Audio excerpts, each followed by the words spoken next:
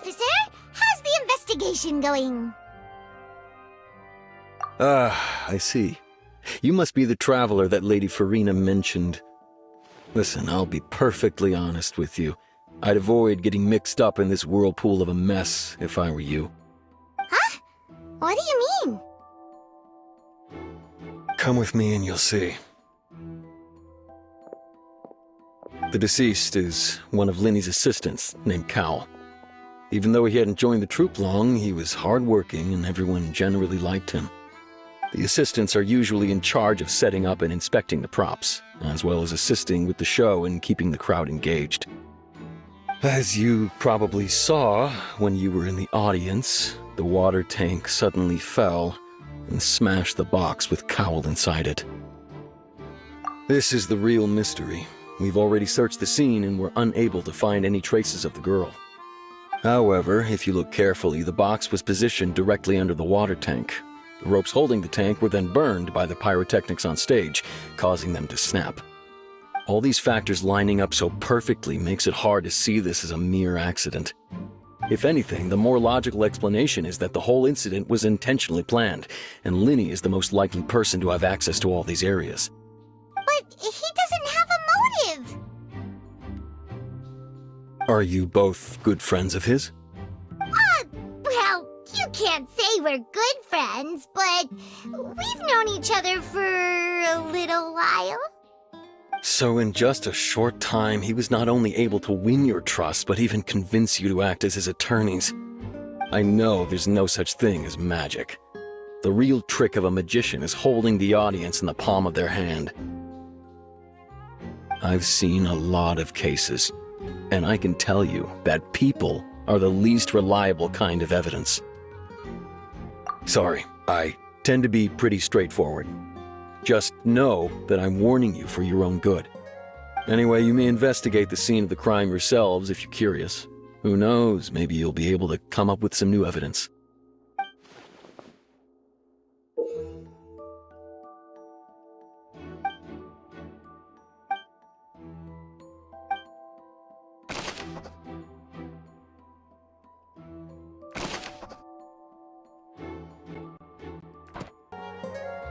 Go ahead, have a look around.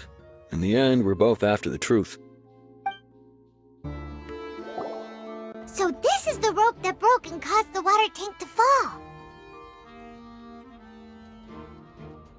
The rope looks pretty durable. How can it be burned through so quickly by fireworks? Why are you suddenly so serious, Traveler?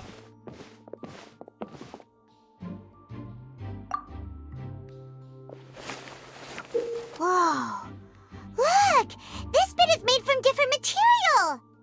Most of it was burned away, but there's still a little bit of it left. Huh. So if a rope meant to hold something was made with that kind of material in it, then that means... Wait! Why don't you write all this down? Let's take notes!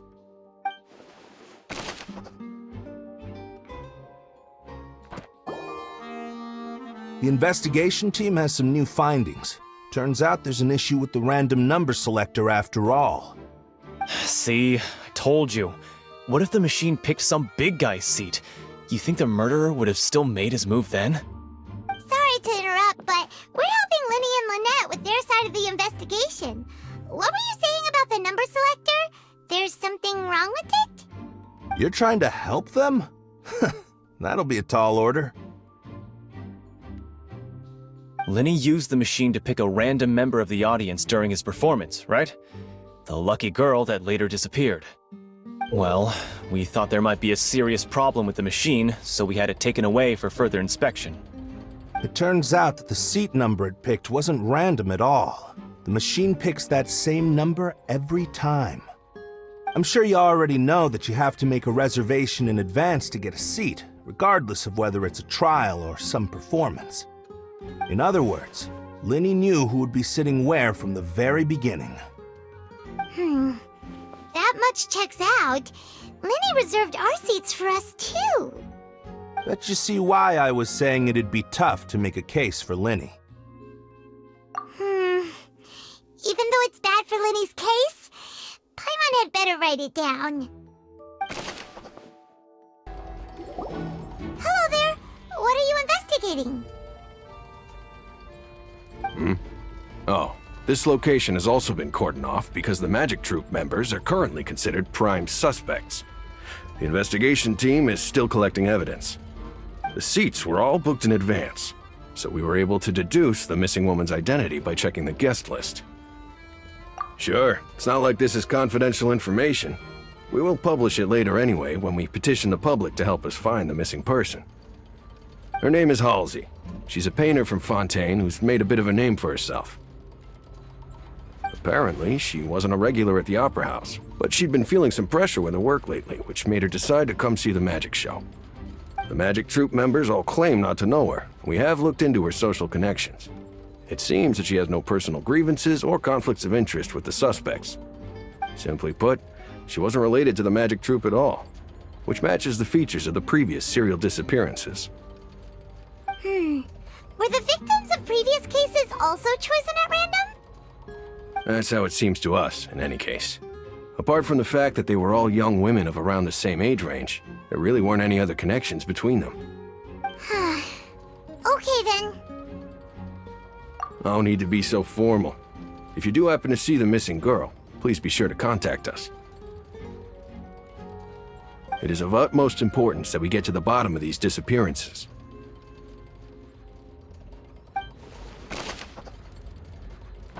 I see that you're investigating the area. Well, it just so happens that I'm interested too. If you find any new and interesting leads, be sure to share them with me, all right? We don't have too many thoughts yet.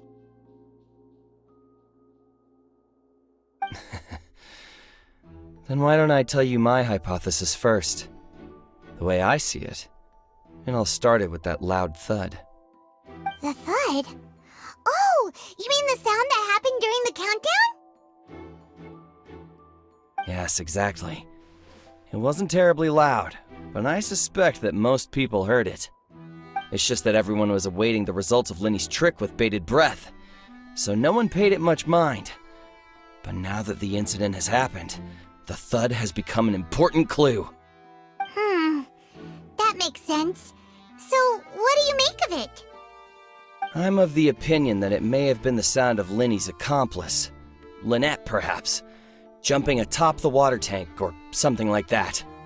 And when the pyrotechnics went off, she cut the rope, sending the water tank crashing down. But wasn't the noise we heard too loud for that? Perhaps the balance wasn't right, leading to a particularly rough landing. Oh, that's true. I suppose I must reconsider. That does remind Paimon, though. What was with that sound?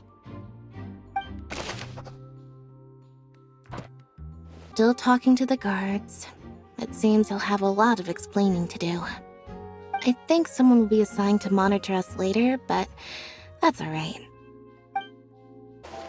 Hey, you! Yes, both of you! Over here! I've been keeping an eye on you for a while now. Huh? You mean us? That's right. If I'm not mistaken, you're also among those who wish to cut down the thorns and pursue the truth. No? And by the looks of it, you're not from Fontaine. Well, you're right on the more about that one, but who are you? Have you never heard of the Spina di Rosula? From mediating disputes and providing protection to solving conundrums, you name it, Spina di Rosula does it. And I, Navia, have the honor of being its renowned president. Though those who play by our rules call me boss. I'm Silver, her attendant. Pleased to meet you. And I'm Melus. Demoiselle's various daily needs and affairs are under my purview. Huh? Boss? Demoiselle? What gives with the names? Well, I am the second generation president. Malus and the others are still used to my previous title. My apologies, demoiselle. Should you prefer, boss, I will endeavor to use that instead. No need. You don't have to call me boss. Just Navia is fine. Okay, if you say so. Not that we're members of Spina di Rosula anyway. All merely trifling details. Never mind. Now, back to the situation at hand. That's right. I've always kept an eye on the serial disappearance cases. My interest stems from a matter back from my father's time. Judging from the look of things, I find Linny an unlikely mastermind. Really? We think so too! That's why we're looking for clues now. But how did you come to that conclusion? Intuition, naturally. My unparalleled intuition. Farina sure was quick to point the finger at Linny without any decisive evidence whatsoever, wasn't she? But that's not uncommon for her. If you remember, the Justice had to interrupt her and ask if she was pressing charges just to keep her from getting carried away. Anyway, a trial begins the moment someone levels charges. And, of course, there was no way Farina was going to back down in that situation. Sounds more like you just don't trust the Hydro Archon. Well, what's your opinion? I must admit that she can be interesting at times, but liking her doesn't mean that I'll blindly agree with her. All right, I've answered your question. Now, it's time you answer mine. Wait a minute! Did that answer count? Well, I say it does. But don't worry, you won't hear any pointless questions from me. In your opinion, do you think it's right to treat a trial like it's an opera?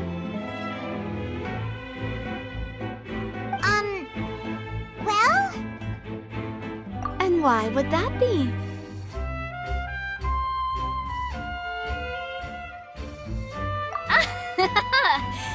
See, Silver and Malus? I told you they'd be different. Most astute of you, demoiselle. I too think that the Traveler's response was most excellent. No matter how wonderful the script or how fervent the audience's expectations may be, the trials that go on stage here must be based in fact. And if that can be done, boss, then... All right, that's quite enough, Malus. Anyway, I like your answer. You passed with flying colors. Now, I need to make some preparations, following which our joint investigation shall commence. You two shall be my assistants. Wait! Since when did we become assistants? Oh, well, I can be the assistant, sure. Or your companion, if you like. I'm really not that fussy. That's more like it. Far be it from me to brag, but I believe that Demoiselle's intuition will be instrumental in uncovering the truth. You wish to save a friend from false accusations, and we wish to unravel the disappearances. In this sense, our goals are aligned. You have a point. You're quite the talker, aren't you, mister? And what about you over there? What do you think? You seem like you've got something on your mind. I have nothing to add. Oh, alrighty then. We'll be making some preparations first. Just be sure to let us know if they start revealing Linny's tricks. Thanks! Speaking of that, I think magic shows would be very popular in Poisson. I can see that. Maybe I should try to learn some magic. If I could make things disappear, cleaning my room would be a cinch. You need not worry about such things, demoiselle. That falls under my duties. Oh, right. Sorry, but no one can freely enter or exit the Opera House at the moment. If you wish to leave, you must register your identity with us first. No, we're not leaving. We're representing Linny and Lynette as attorneys, so we're investigating the case. Were you always guarding this entrance? Yes, after the Chief Justice gave the order, everyone coming in or out must undergo a strict inspection. So, the missing girl couldn't have left from here, at least not from that point on. I doubt there was much opportunity then either. How can you be so sure, Well, because I was in charge of security near the entrance at that time. I couldn't see Linny's performance from here, which was quite a shame. Just my luck. But still, I did not abandon my post, and I stayed put no matter how loud the applause was. If someone had so much as even approached the door, I would have noticed it, let alone if they had tried to leave. We Melusines are good at that sort of thing, you know. So, it's safe to say the girl couldn't have left through here. Alright, thank you for your help. This'll be useful info.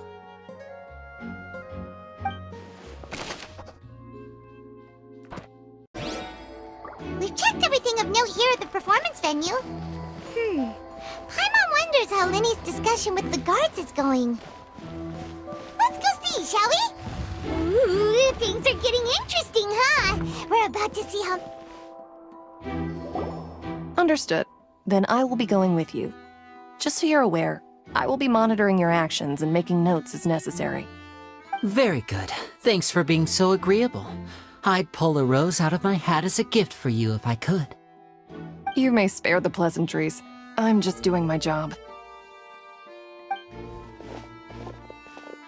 You've arrived. Who's this? Me? I'm Spina di Rosula's guardian angel. If you've got a problem, I've got the firepower. Sorry, I got a little carried away there. Call me Navia. I'm a partner of theirs, and will be helping investigate this whole situation. And these are my companions. Would you mind if they join as well? Fine by me. Oh, new helpers? I would be most grateful. Well, let's just say we're tagging along.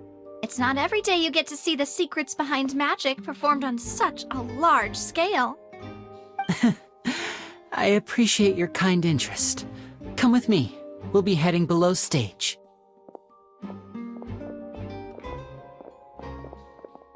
Huh? Below stage? Yes, a world of secrets is hidden beneath this magic box, prepared specifically for this switcheroo trick. But before I reveal everything, you should have a look first. Notice anything strange here?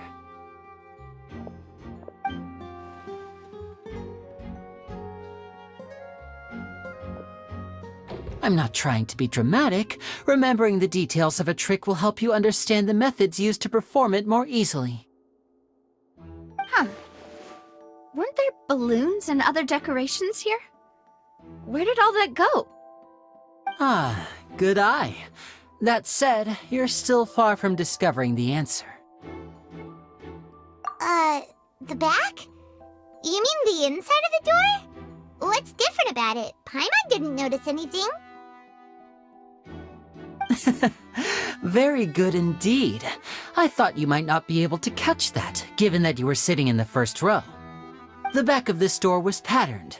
Those patterns are now gone, replaced by a smooth wooden board. So, if you put 2 and 2 together, what do you get? Exactly. All right, let's go. I'll tell you how it works as we head down.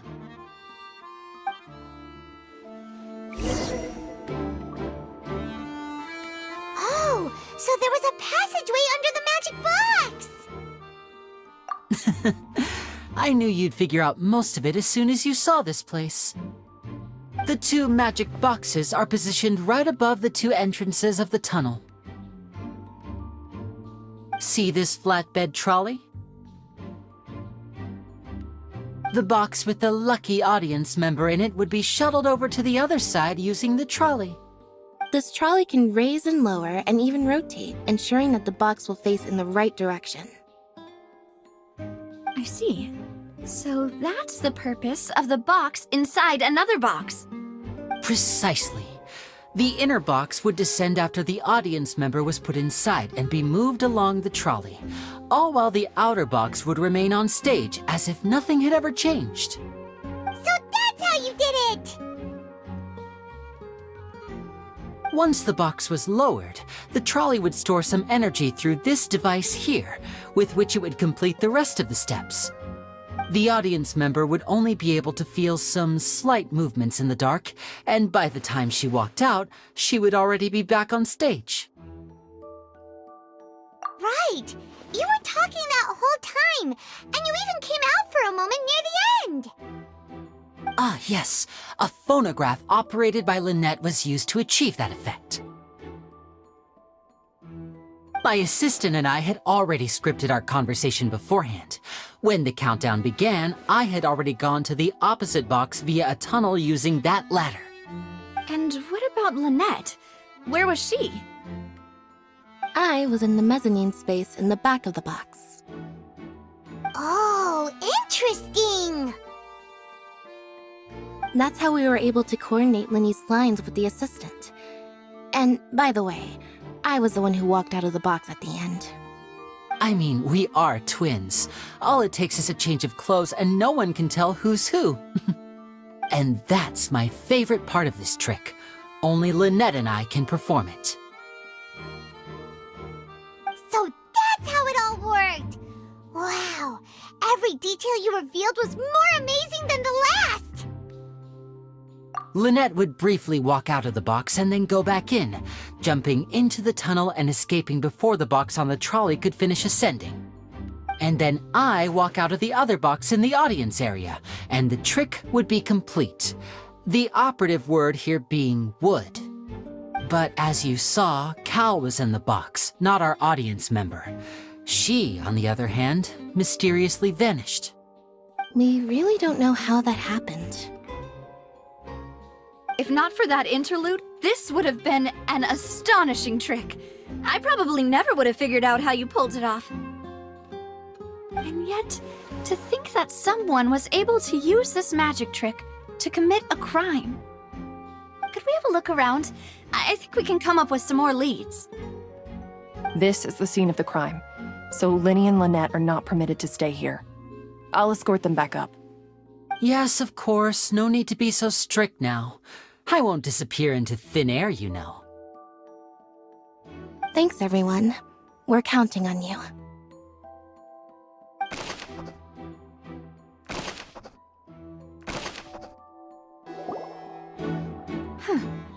What's this? Looks like a hook tied to the end of a rope. Huh? There's all kinds of odds and ends here. Perhaps it was a prop for a different trick. But why would it have been left here? Whatever it is, let's make a note of it first.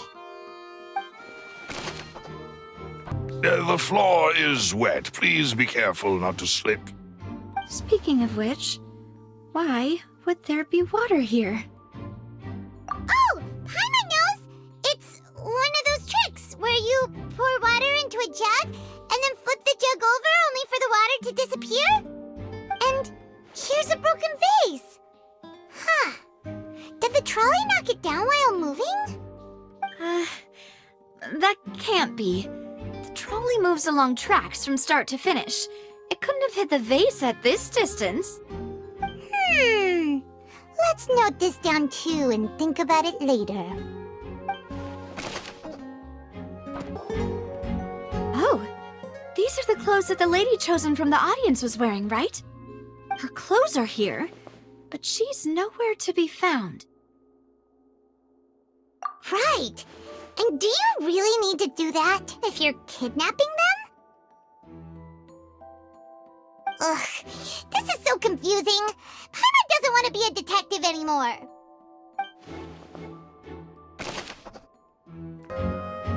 What is this place? It seems someone could fit through here. Huh. Could this have been the suspect's escape route? Alone, perhaps. But if they had to pull another person with them, the space would be too narrow. But there are no other ways in or out of here. Oh, you're right! Let Paimon write that down.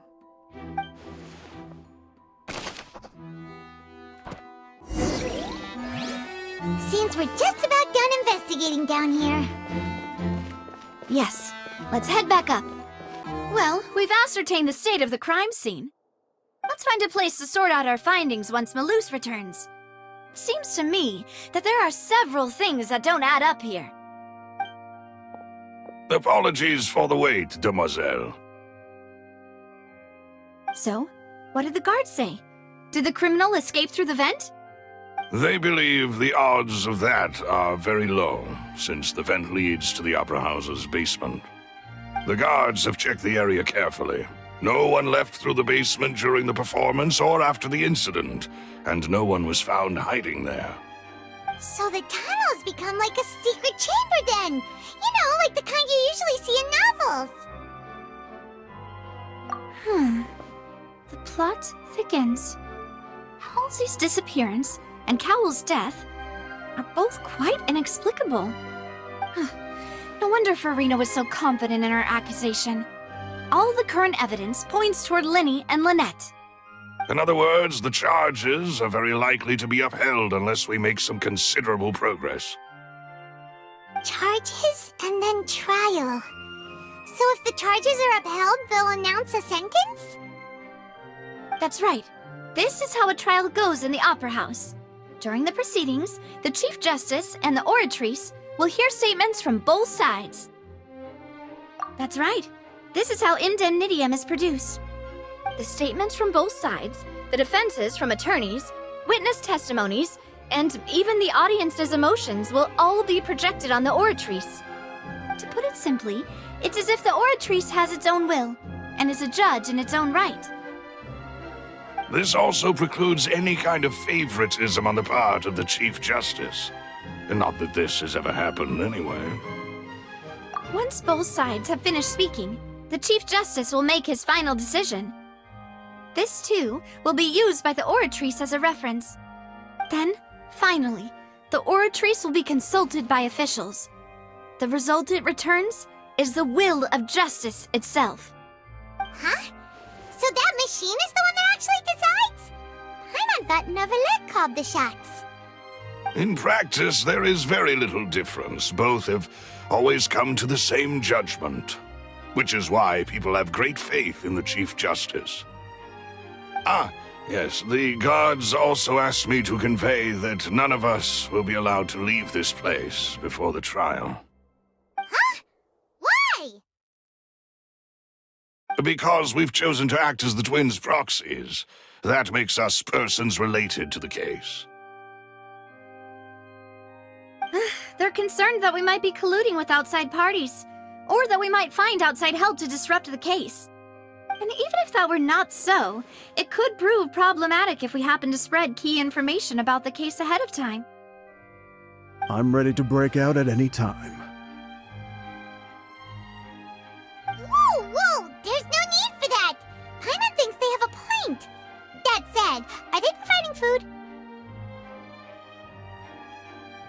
Of course. I just hope you don't mind the lack of options. I'm afraid that catering to all tastes is not in the cards, nor is any guarantee of balanced nutrition.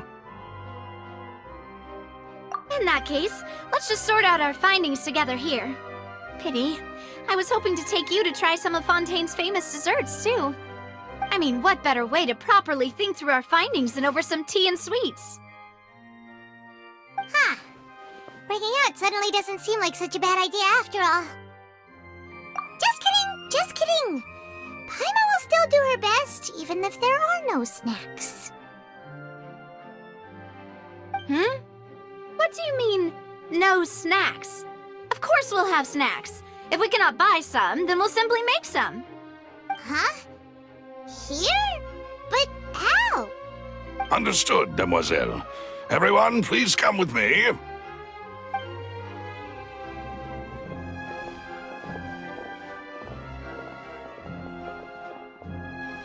Wait, You're carrying a portable stove with you? Yes, I must be prepared to meet the demoiselle's baking needs whenever the fancy strikes her.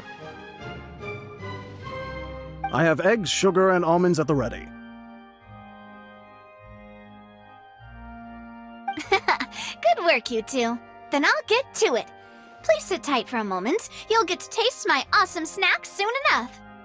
These three are quite the interesting group.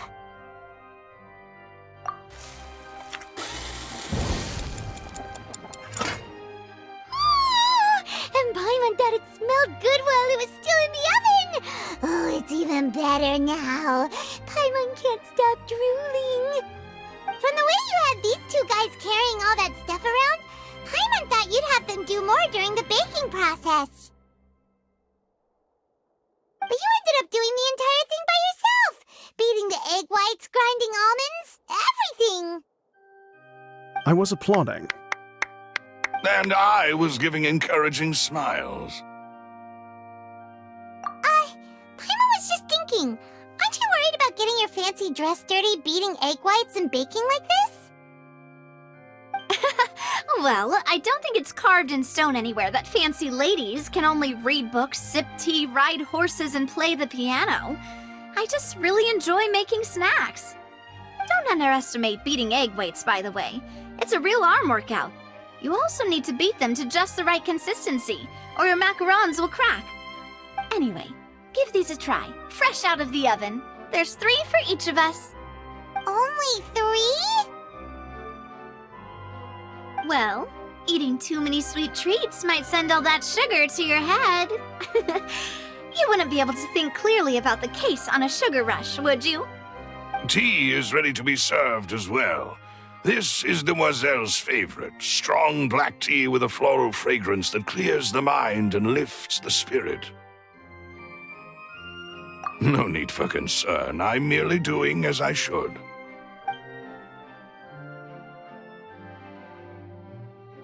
All right then. Down to business.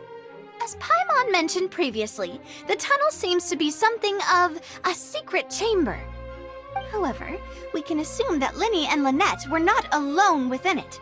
Some criminal also occupied its sealed confines. The magician twins could have committed the crimes, of course, but they lack any logical motive. Exactly! Why would they do such a thing right when everyone was watching? The flower vase and the thud we heard during the performance could indicate some altercation between Halsey and the criminal in the tunnel, resulting in the shattering of the vase, the discarding of her clothes, and her abduction. Perhaps the criminal thought that since she was chosen from the crowd, she would be too easy to identify if she was still wearing the same clothes. Paimon thinks that makes sense, but the real trouble is... True. None of the clues we found thus far support the existence of this third person. But the only people left to consider are both technically victims, whether it's the missing girl, Halsey, or poor Cowell. Huh. Could Halsey have secretly made modifications to the magic props in order to murder Cowell before making her escape? That's right. And even if she had tampered with the setup, she would need to understand the entire trick to pull it off. Nor does she have any motive. The guards said that she has never had any dealings with the Magic Troop's members. Were we not thorough enough in our search? From the sound of things, this is turning into an impossible case. Your macarons are amazing though, Navia. They smell great! They're nice and crisp and super sweet! They are my specialty after all. And I see you've already had 5 of them. What? 5? Oh, that can't be right. Paimon only counted 3, honest! Please don't worry about it. At my age, a few less sweets might actually be a good thing. No. Being greedy is one thing, but Paimon knows how to count. Besides, Paimon knows that if she ate too many, then others wouldn't have enough. Wait, even you don't believe Paimon? How could you? If Paimon ate those 2 extra macarons, then may they turn into stone in her stomach! All right, we get it. Well, I suppose one of us might have gotten too engrossed in our chat and eaten them by mistake. No big deal. Maloose, set up the stove again if you would. Huh? What are you doing? Making sure everyone gets 3 macarons, of course. Exactly. We don't want to trouble you. As you wish, demoiselle. And I have the egg, sugar, and almonds. Well, this really is your hobby, huh?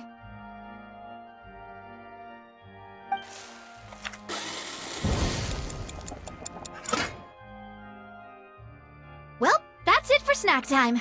I'm going to have another look around the area. I don't know what we're looking for yet, but we've still got some time. As attorneys, I suggest the 2 of you think the case over again. It would be awkward if you got all tongue-tied on stage during the trial. All right, thanks for your help and for the snacks.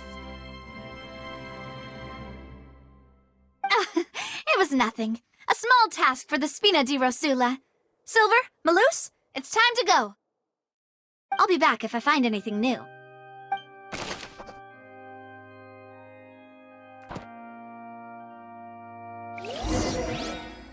All right, it's time to put our heads together. We've got to get our defense ready for the trial.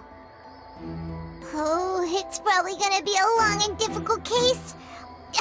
There's no point in worrying about that now. We just need to prepare. Here, take Paimon's notes. They should help you review the situation.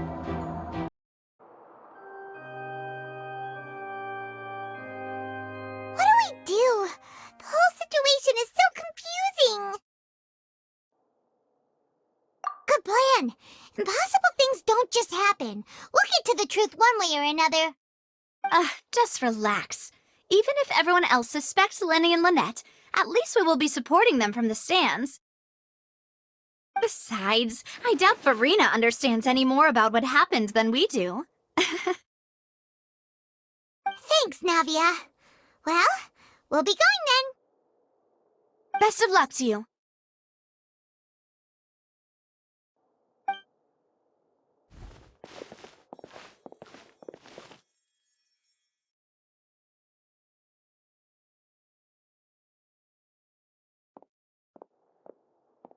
Ah, finally, you're back. Well, how did your investigation go? To be honest, you might be disappointed. No. We're already very grateful that you were willing to help. Well now, don't you all look disappointed. Don't tell me that your investigation came up empty-handed. That was to be expected, of course. The guilty can never produce proof of their innocence. But don't let that stop you. I shall be terribly disappointed should you, my most anticipated foe, concede so easily. Since both parties are present, I declare that the trial regarding the magic show incident is now in session. Firstly, in order for the audience to understand the causes and results of the incident, could we please have Mr. Linney explain the trick? Yes, of course. I will explain while Lynette demonstrates on stage. All the necessary items have been prepared.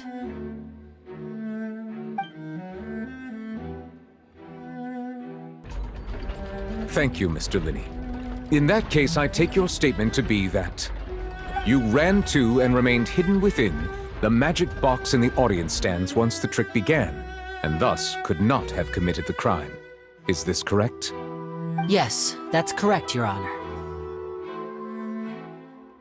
In that case, I call upon the prosecution. Lady Farina, do you wish to refute his statement in any way? Why, of course I do. Allow me to take the first shot and break this case wide open. Mr. Linney is clearly lying. There is no way you could have been in the box the whole time if you were to abduct Halsey and murder Cowell. In fact, I'd say you were hardly in that tunnel at all. That is simply your hypothesis based on the presumption that I'm guilty. Oh, is that so? And if I may ask, what did you hear while you were inside your box? The roaring countdown of the crowd, of course. That's how I kept track of the time and built anticipation for the finale. And you didn't hear anything else at all? Nothing that might leave an impression of any kind? No, nothing. I see.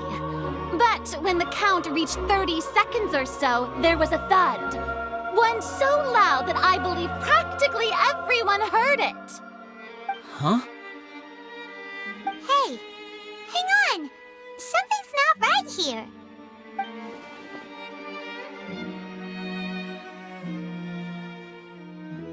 Yeah, I'm sure he could have heard a noise that loud from inside the box.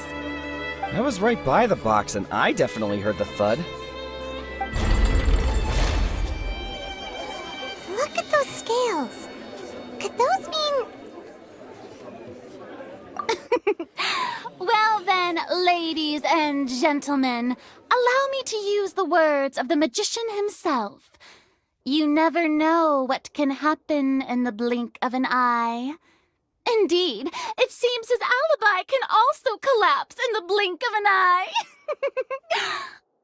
Of course, I have armed myself to do far more than smash your alibi. Confidence cannot go unfounded, and my foundations are rock solid. Tell me, aren't you and Lynette actually from the House of the Hearth? The House of the Hearth?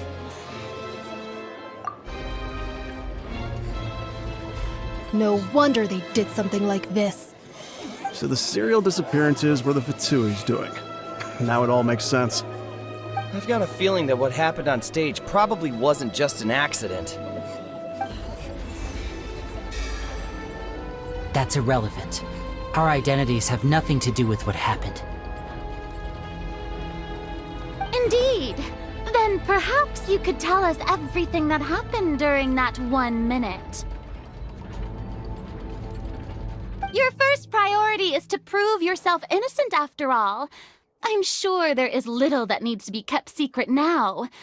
Unless your script already has holes in it. The Outlander is speechless. My, oh my, don't they look flabbergasted? Now comes the infighting and discord, I suppose. This was almost too easy. Good thing I made all those preparations. Seems the all-nighter I pulled last night is really paying off. Hey, Linny! Why didn't you tell us this before?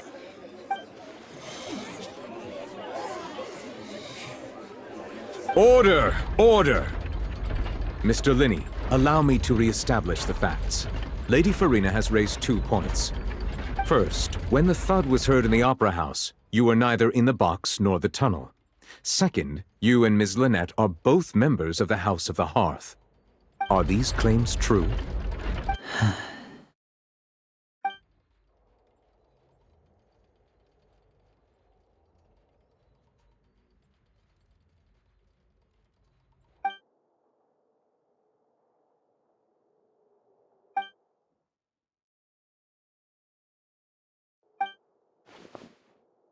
Please answer my question, Mr. Linney. I'm sorry. Yes, they're true, Your Honor.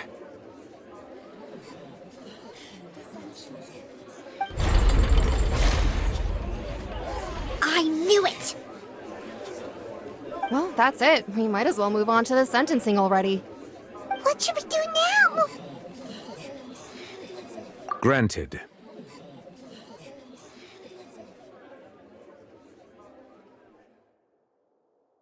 In that case, what is your request?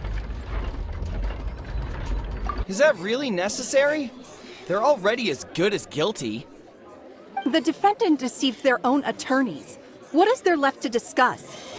Order! Order, I say! Your request is reasonable, and we shall adjourn. This trial will reconvene in 1 hour. So you would stick to Mr. Linney's defense even after knowing what you do now? You certainly have more professionalism than I thought. In that case, my dear audience, let's allow the joy of victory to steep for a little while longer.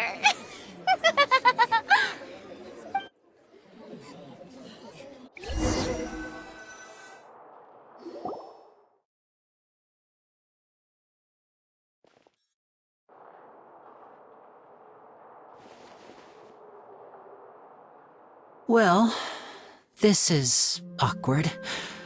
I didn't think the Hydro Archon would dig all that up. I'm sorry, Traveler and Paimon. Yeah, sorry. Paimon doesn't know where to start. We trusted you two. We based our entire reasoning on the assumption that you weren't bad guys. Not to set the wrong tone or anything, but Paimon's really mad! I'm very sorry. I know you're angry, and reasonably so, but please, let me explain. I know you've clashed with the Fatui several times before. I wouldn't be surprised if just hearing the word is enough to make you upset. But our organization is very, very large, and the Harbingers have very different personalities and goals. Right now, we want to save people. As many as we can. That's right. I'm sure we're on the same page when it comes to this nation and the disaster that its people might face. I knew if it weren't for our respective identities, we could become good friends. That's why I didn't wish to flat out lie to you, but chose to hide some details instead. The truth is very important, but being completely transparent about everything would see us spending more effort than we need to. Right. So, you be the judge. Heck, if I were you, I fear that I'd even struggle to trust me at this point. You met a Fatus who works as a magician, a trickster by trade. All by coincidence, too. But still, I'm asking you to trust me. I am no criminal. At least, not in this case. Sorry. Please forgive us. Well, you both say that, but... Right, let's hear your answer first, and no lies now! Of course. I'll answer any question you ask. We've been trying to find out how the Oratrice operates. We want to know why it has a consciousness. Why can it deliver sentences accurately? During our investigations, we learned that the machine's core is beneath it. From that moment on, Lynette and I have been designing this box swap trick, with the objective of getting close to the core. Is that why you needed a whole minute? That's right.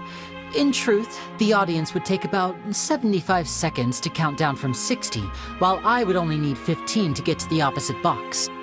So, after jumping into the tunnel, I accessed the Opera House basement via the vent, and went to investigate the room in which the core is stored. That air vent was created during the construction of the tunnel specifically to execute this step. Well, nothing. As soon as I reached that room and was about to investigate, I heard someone's voice. Which should have been impossible, of course. I was quite certain that I was the only one in the room. That voice seemed to recognize me and tried to speak to me. I chose to err on the side of caution and retreated the way I came. On the way back, I saw the broken vase and the clothes on the ground, but the countdown was almost finished, so there wasn't time to give it any thought. After that, the homicide occurred just as you saw.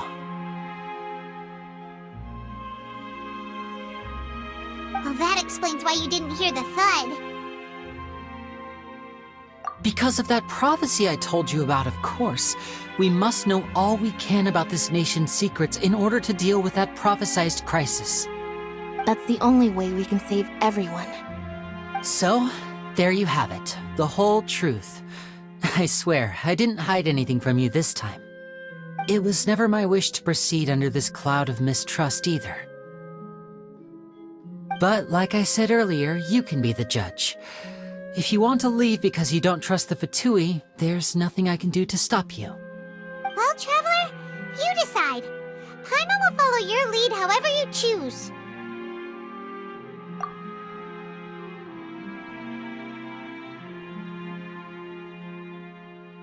Okay, thank you. Thanks for giving us a chance. The current problem is that the scales are tipped pretty badly against you two. If we want to refute the Hydro Archon's accusations, we're gonna need a seriously watertight defense. Huh? Oh, Paimon thinks she gets what you mean.